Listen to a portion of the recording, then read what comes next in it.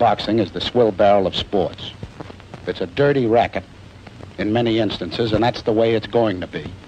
Who are Ryan Garcia's enablers? Oscar De La Hoya, Golden Boy, DAZN, the American media, his fan base, the Saudis. Because he's been treated like this rebellious cult hero, like he's the James Dean of boxing, after popping for Peds and getting his win against Devin reversed to a no contest. Well, they've been treating Devin like he was the bad guy, for want of a better way of phrasing. This ain't a pity party for Devin, but Ryan scored to the tune of $20 million for his fight with Rolly Romero. Even I was questioning if young fighters were getting paid too much, but you get what you negotiate. I did question that yesterday, but ultimately I just put it out there. I guess because I was frustrated with Ryan's performance and Devin's performance. And then Saturday came Canelo's performance. There's a couple of layers to this Canelo fight. Oscar's right. You're getting paid all this money to fight a runner who you knew ran before the fight. And now you're complaining about the style. If you don't like the style, don't fight runners. He's right. But there's a lot of deflection when some people just want to make the narrative about William Skull being boring, ignoring it was a low output fight from both men, not just Skull, Canelo and Skull. Ignoring a lot of people think it was a close fight. Amir Khan thought William Skull won. I can't find many people who thought he won. But Frank Warren thought it was closer than the 119, 109, 116, 112 scorecards. He was probably more in line with 115, 113. Eddie Hearn thought it was a close fight. Loads of people thought it was a close fight. And a lot of the Canelo defenders, they don't want to debate if the actual point scoring dynamic, because that then spoils their narrative that all William Skull did was run. Well, if it was a close fight, that would suggest he scored his fair share of punches too. So all this, he ran. So what? I never ever ran from the Ku Klux Klan. The Canelo defenders are acting like there's only one debate to be had about this fight, and there's not. I need to watch it again and score, because when I was watching it live, it was putting me to sleep. So I do need to go back and rescore it again. When I've got an hour or so of my life I don't want to get back, I'll go watch it again. In my opinion, if it's a close fight, if it's controversial, or if the so-called runner wins, it's not running. It's milling on the retreat. That's boxing. It might not be your style of boxing that you like, but that's boxing. And you don't have to pay for it. You don't have to watch them fighters. No one's begging you to watch them fighters. I might not even watch them. But once they're in the ring and the fight's done and dusted, we have to weigh up all scenarios. William Skull, being a boring fighter, should not be put in the same debate as whether this was a competitive fight to score. It's two different debates. If you can't compartmentalize, then you have an obvious agenda, which is your love for Canelo. That's my playbook. I don't care if no one agrees. You're not obliged to agree with the old man. But it's not running if it's close, controversial, or a win. It's not running. That's deflection tactics from Canelo defenders who don't want to come to terms with the deficiencies he has in his game. Don't believe the hype. Now, without being a wise ass and say Ryan knocking down Devin was elite, tell me something legit that Ryan has done elite in his career. His best wins have been Duarte, Luke Campbell, and Fortuna. They've been his best wins. And even I've been complicit. I paid for the pay-per-view. And I said I wasn't going to pay for it, but I paid for it. You're paying Ryan Garcia $20 million to fight somebody who's lost 2 out of his last 4 by knockout. No world title attached to the fight. Nothing. Ryan locked up. And the people handling Ryan's business are the best. And if they want to manage your fighter, you better say yes. Conor Benn, he's never won a world title either. Neither has Chris Eubank. They split a staggering £18 million between them. But they did deliver in the ring. Ryan didn't look like he wanted it. Jake Paul hasn't beat a legit top 50 fighter, I don't believe. He lost to Tommy Fury. Did Jake? Tommy Fury. Breaking all types of records on Netflix, fighting a near 60-year-old Mike Tyson. It's way over 25 years since Mike Tyson held any type of championship belt. And he's still a bigger draw than any fighter you can think of. His last 2 pay-per-views, Jake Paul and Roy Jones, did staggering numbers.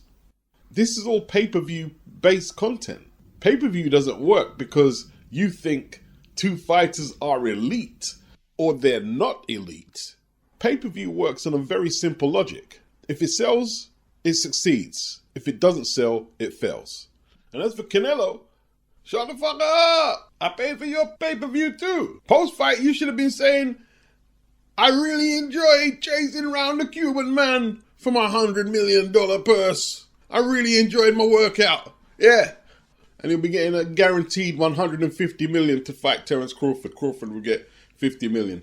So the pen pushers, Garcia, Ben, Canelo, throw Tyson Fury in that club. He made $85 million for the first Usyk fight. Usyk made 30. Usyk was obviously the A side in the rematch. I bring that up. I know it's going to piss some of you off, but this ain't no moral debate like that. It just isn't. It's boxing. You either watch it or you don't watch it. You either pay for it or you don't pay for it. A lot of the mans them across the pond is up in arms because apparently T.O. went off again and threw a little shot at Boots that he's a monkey. He called Richards and Hitchens charcoal. Today he called Terence Crawford the N-word. I know there's a lot of people listening who want me to give T.O. the business. Might make them feel better. Look, either somebody's going to step to T.O. and do something about it, or they're not. But whether it's PEDs, racism, corruption on the scorecards, boxers underperforming like they did in Times Square and then the next day on Riyadh, whether you think they're overpaid or overhyped, the boxers can only get paid so much and the promoters can only go so far unless there's people out there who are complicit to pay for what they put out there. I lost a lot of respect for TEOFIMO for doing that shit. And another thing is, it's going to be a lot of black people who did support him who are not going to support him after that. And have been stopped supporting him lately because he's been on that racist shit. You know what I'm saying? And that's the most you can do. Don't support the man. You know what I'm saying? Don't crash out. You can fight back. Don't buy his pay-per-view. Don't put no money in his pocket. Don't support him. I'm not supporting him. Yeah, I'm not supporting him either. Now, Coach and his caller said they're not going to support T.O. But what do they mean by that? Because I listened to the podcast. Coach said he wants to talk to Bozy and get the fight set up in Philly. And obviously he wants Boots to beat the brakes of T.O. But that would mean you're supporting T.O. Pay to go up Philly and pay for your ticket. People are going to pay their pay-per-view. And one way or the other, it's going to financially benefit Boots. And guess who? T.O. Hey, yo, Boots, you better win this one. And while Bob Arum and Eddie Hearn are not going to be as blatant as Don King and Dennis Rappaport and stir up the racial angle like they did when Larry Holmes fought Jerry Cooney back in the 80s, away from the camera, they're going to be saying, yes. Because it sells. It's one of the biggest angles to sell fights. Race. Conor Benn's PED issues, Chris Eubank won't admit it, helped their fight after the first botched attempt to put it on in 2022 become several times bigger. They both got paid way more than what they was going to get paid first time. And obviously that's due to the Saudis' involvement as well, putting it on the second time around. You know, Eubank, all this principled stance against drug cheats. If he's so principled, why did he give Conor Benn the payday? Why didn't he give Johnny Beck the payday and fight for 2 belts? Johnny Beck ain't pot for PEDs. Or Adames. He could have fought for world titles against fighters without no PED controversies. And if he is looking at the Canelo fight, I bet you any money he's not going to start on Canelo about being a PED cheat like he did Conor Benn. Because he's not the A side, and if Canelo walks away, Chris don't get the payday. If that fight happens, let's see how he handles it. And if he tries that in America, he ain't going to get no Chris Eubank Jr. fan club like he got over here. It's us against Conor. You ain't going to get that over there. Canelo fan base won't be having it.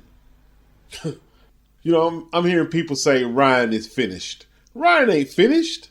He might not be getting 20 million in his next fight, but he's far from finished. Ryan Garcia will likely remain an enigma every time he goes in the ring till he hangs his gloves up. It is what it is. Now, when I say he ain't finished, he might be finished as a physical force in terms of his ceiling as a professional boxer.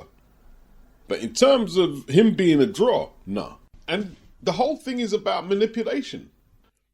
115-12, 115-12, 2 scorecards, when it was hard to really find any rounds, Ryan won convincingly. And it's similar to when AJ fought Usyk the second time. Majority decision, And I was rooting for AJ. He wasn't on majority. Usyk won the fight clearly. But that's the damage control to keep the prized asset relevant to those who don't know no better. Look, 115, 112. Oh, it wasn't that bad, Ryan. You need to go watch the fight. That's what you need to do. In saying that, aside from the knockdown, Ryan didn't take the worst beating we've seen in a ring. So if he can get some of that fire back, he'll be back. It's only 26. Although Ryan and Devin have to figure out what they want from the sport. They're both in their mid-20s. Last year we were thinking that these two are going to be the key players in America taking the sport forward over there. And right now we're thinking, if you're going to fight like that, you can both leave. Post-fight, Ryan was crying in the car. Now, I'm not going to try and psychoanalyze why he was crying. The fact he was supposed to beat someone who was basically cherry-picked, and he flopped. Now he's got to fight Rolly to prove that he's not a hype job. And he failed on all levels. There's a lot to sift through. And I'm not his psychologist, I'm not paid to do so. He's got 20 million for this fight. He doesn't have to throw a punch in anger again. So he's got options. Stop your blood clot crying. So what have we learnt about boxers and PEDs? People are more focused, or the most vivid memory they have of Ryan and Devin is not Ryan popping. It's Ryan landing them left hooks and leaving Devin's face swollen up. They remember this animated kid screaming at the press conference, drinking a beer at the weigh-in. I just said, meet me in the center of the ring like you. I gave you your money. You better give me my money. You want that center of the ring? Let's do it. Okay, let me ask you, Ryan, what happened this morning? Hey, enough of that funny business. We got to fight tomorrow, man. Oh. They're making countless videos after with no remorse for what he did. He almost became like a reality TV show, him and his friends. Public image means what in boxing? I don't know, you tell me. Why do they keep pulling Jarrell Miller up? To spice up the weigh-in or the press conference. Social media is all about subculture heroes. Taking PEDs doesn't do massive damage to your image as a sporting celebrity, especially if you can fight a bit. After Canelo popped for clenbuterol, he learnt to speak English to increase his popularity. If you can talk, fight, and got a bit of swag, you can overcome a PED violation in boxing, no problem at all, and earn top money. Ryan Garcia, Conor Benn, Tyson Fury, Canelo. They're the main examples, and there's more. So, what happens to boxing if there is no Saudi investment? 20 million for Ryan, non-title fight. It could set a precedent where the upcoming fighters, or potential up-and-coming fighters, are saying, well, if I'm not going to make what my predecessors are making, why would they take the risk of getting their brains beaten inside a boxing ring? The number of gyms, not just in America, but in Britain, and the number of pro boxers have decreased significantly throughout the years. Some don't like the proliferation of pay-per-view, especially what we're experiencing now. Some don't like it, especially in America. $80, $80 in short proximity of one event to another. It's a lot of money. But there's big purses that have to be paid. And even without the Saudi involvement, if we look at how pay-per-view has transformed into what it is today, the first pay-per-view event was in 1960. Floyd Patterson rematching Ingemar Johansson for the heavyweight title. For those who don't know, the closed circuit model was held in cinemas around America, and you'd go in and pay to watch the fight in a cinema. The first of which the UK had was 1964, when Ali defended his world title in the rematch of Henry Cooper at Wembley Stadium. That was closed circuit. 40,000 people purchased that closed circuit event. Then 1981, now we're getting pay-per-view in transition from cinemas into homes. Sugar Ray Leonard versus Thomas Hearns. 1996, the first UK home pay-per-view event. Mike Tyson ripping the WBC title from Frank Bruno. 1996, promoted by Frank Warren. Sky Sports. What all these events have in common is the fighters are earning huge purses. Sugar Ray Leonard was a welterweight. In 1981, he was a welterweight. And at the time, 8 million was the highest purse that any fighter had ever earned in a boxing ring, including Muhammad Ali. This was the first time a non-heavyweight upstaged the players in the heavyweight division. He wasn't going to get paid that type of money with standard cable. Hearns got 5 million. Huge purses for welterweights. Absolutely huge. And if anyone is talking about going back to a time when there wasn't pay-per-view. Well, when was that time? I mean, 1960, the first closed-circuit pay-per-view event, is 65 years ago. There is no going back. Technology has advanced too far. The streaming app, you don't even have to be at home to watch the subscription-based content or the pay-per-view content. It's right there on your phone and your tablet, laptop. If you miss the start of the event, you can go straight to the start or catch up live or any part of the stream where you want to go. If you missed the whole event and you paid by pay-per-view, you don't have to wait until 6 p.m, for example, like you had to on Sky, to view it again. They'd give you 2 more views at a certain time period and then disable the link. If you missed the event, you can watch the whole thing anytime you choose to. The technology rules. Y'all know the rules. So it starts with Billy Nelson. How on earth can a promoter who has a duty of care for the boxers expect Eubank to drop more weight? So wrong. By whatever means you gain an advantage. Just get your boxer to fight at his proper weight. Eddie Hearn replies, Billy, I shouldn't even reply, but you literally flew a 22 stone out of shape world title challenger from the Congo to Saudi Arabia in jeans and an airplane seat he couldn't fit in for a fight on 24 hours notice to get brutally KO'd so you could make some commission. Now tootie poo and off you go. Martin Bakole is in jeopardy of becoming one of them sad boxing stories. And Billy is obviously embarrassed with his decision making. Ben Shalom's not embarrassed. Billy is though. Because with Ben Shalom, it's just on to the next fighter he's promoting. But Billy's invested time with Martin. Housed him, clothed him, fed him, trained him. Cyclones promotion, Channel 5, Matchroom, MTK Global. Now he's back on Box at Sky Sports. Billy's been there all the way. And it all seems to be blowing up in Billy and Martin's faces right now. It wasn't a good idea to split 2 fights into one training camp against world-class operators. FA is world-class. Joseph Parker is world-class.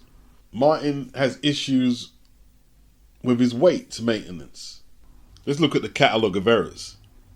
From last year, you're focusing on FA Ajagba. Then you get knocked out by Joseph Parker with a couple of hours notice, most of which was taken up on the aeroplane flight. Then he had 2 months to prepare for Ajagba, and he lost 10 pounds from the whopping 310 he weighed against Parker. Here's the thing, there's people criticising Martin that he only lost 10 pounds in between the Parker and Ajagba fights. Excuse Martin if he wasn't fully recovered psychologically from getting knocked out by Joseph Parker. I heard some people saying, oh, he just fell down against Parker, he wasn't really concussed. No, he was knocked out, TKO'd and concussed. What are you talking about? Now Billy's talking about bringing in a nutritionist. Bakole's birth certificate might say 33, and he may be that age, but it's too late for Martin to get on board with nutritionists. And Martin is a simple man from the Congo who, in Billy's words, won't eat no other food except the Congolese food that he's able to pick up in some parts of Glasgow, I assume. What would that be? Yam, plantains, potatoes and stuff, rice. And they say Martin is a vegetarian. I thought he was a pescatarian, that he ate fish. That's what McGuigan said. After he lost to Michael Hunter in 2018, McGuigan said he's a pescatarian and that on the day he fought Michael Hunter, he didn't eat anything at all. McGuigan didn't like what he was seeing. He injured his right shoulder and wanted to pull out, and Billy very assertively encouraged him to carry on. He was eventually stopped in the 10th with a cut over his eye. Back then, Martin weighed 256 and he wasn't fat. Although in the fight before Hunter, he did weigh in 270. And I was saying, what's he doing at 270? I don't think there's no nutritionist who's going to turn Martin into this grass, wheat, smoothie drinking, new age athlete. I think it's too late for that. And if Martin is forced to go on these strict diets, I don't know how he'd respond mentally to that. Martin is dialed in to his diet from a young boy in the Congo, where there likely wasn't no fast food spots. He was eating what his mother was cooking for him, and that sustained his family tree for generations and generations. Martin was still in his 20s when he lost to Michael Hunter, so it's feasible for him to walk around at 256, 260, 270. But he's 33 now. In my opinion, The diet is not the issue. The issue is breaking training camp for one fight to fight another world-class opponent with a day or so's notice, and then going straight back into another training camp, expecting him to get a bucket load of weight off when he's just been KO'd by a world-class opponent. That's a lot to deal with for any boxer. It's up to Billy to manage his stress levels. You had your boxer under a lot of stress. And Martin still got a draw out of the Ajagba fight. I don't think there's nothing wrong. I just think don't do that stupid issue you did last time. He was 284 when he fought Jared Anderson. I think that's a fair weight for Martin. He was 299 when he fought Carlos Takam before he knocked out Jared Anderson.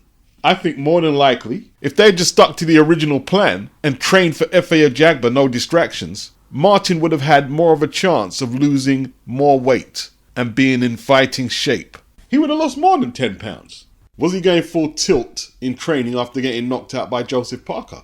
Is the question.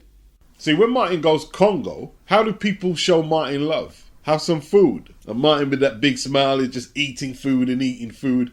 And the older he gets, the slower his metabolism gets. The weight is what it is. Try and target 280, 285 for Martin. But just don't put him under the stress that he's been put under in the last couple of months. Crush, kill, destroy, stress. And let's see if he can get back his boogeyman status. Let's see. The boogeyman is ended. You know, Billy ain't took no accountability. And I had empathy for Billy. Because he finally saw the money after all that time, all them years tolling away with mine at the York Hall, small hall shows, getting next to nothing. Tolling away. Then they finally see the big money and decisions have to be made. The Riyadh season element in boxing leaves boxers, trainers, management and promoters with big decisions to make. Decisions and moves you make gotta be precise. Billy ain't took no accountability. You're talking about Martin needs a nutritionist. You weren't saying that when he beat up Takam at 300 pounds. Martin hasn't become a relevant contender until he weighed 300, 280, 290 pounds. So now you want to put it down to nutritionists? No. Instead of talking about Eddie Hearn, Billy, how about you come out and say what's really on your mind? That you think you fucked up. Let Chris Eubank Jr. negotiate his own shit. He's not your concern, like he's not Eddie Hearn's concern. Ben Shalom's concern, Chris Eubank. Eddie Hearn's concern is Conor Benn. Your concern is Martin Bakole. Go handle Martin Bakole business. Do your job. Do your job. Do your job. Boxing Beats and rhymes. No one can do it better.